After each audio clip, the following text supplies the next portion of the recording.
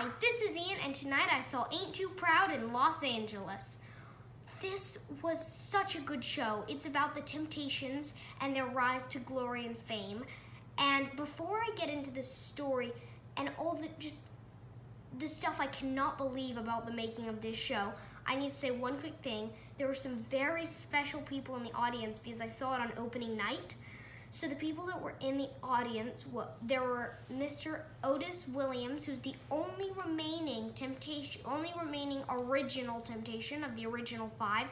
Also, he started the Temptations. He was the one who got the Temptations together and started it. And he's been through it all. He's so incredible. And he's so nice. I got the pleasure of meeting him. Then there's also Miss Mary Wilson, who was one of the Supremes, which I could not believe.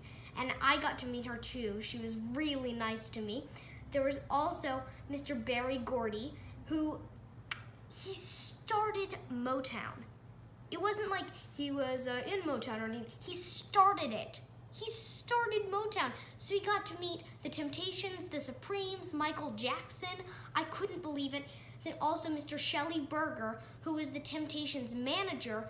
And he was really nice to me. He was so incredible. And he got to meet a lot of really cool people too. Now, so they were in the audience. And also, when we were there, at the end, the people on stage, the guy who plays Mr. Otis Williams, was saying, "Now, you guys, we have some special people in the audience." He would name them one by one and tell about them. And the audience would stand up, applaud for a long time, and then sit back down. He'd say another one, stand up, applaud, sit back down. So we got our exercise. My legs are still sore, and my hands are still sore from clapping.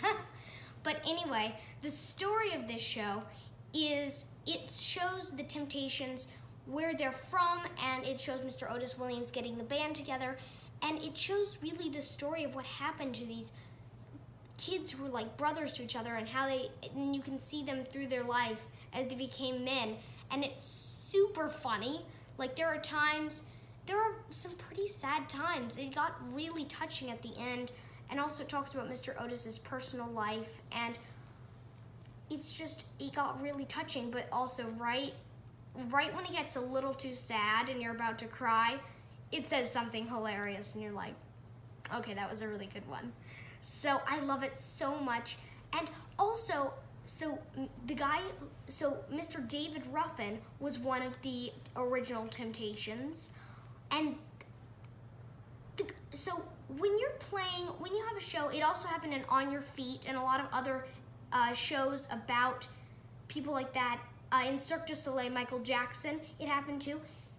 When you have these famous people who were so incredible and skilled and talented, the actors have to be able to have their same charisma, dance moves, voice, and it's so hard to do that. Are you kidding me? It's like the hardest thing ever, and they could do it really well. The guy who plays Mr. David Ruffin,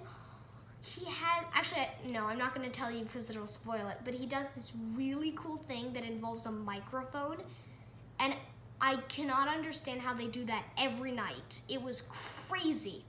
And so there are some shows that all the shows I see, I want to see again and again, and all the shows I see, I want to see again, but some shows you know you're going to see again. Like, I want to see them all again, but I might not get a chance to. This one, I know I have to see again. And it was just so incredible. Their voices, the guy who plays Mr. David Ruffin also had an incredible voice. The story was so good, it was so touching, it was so funny. It had all of it, and I loved it so much. You have to go see it. If you're tempted to see it, you should. It's really good.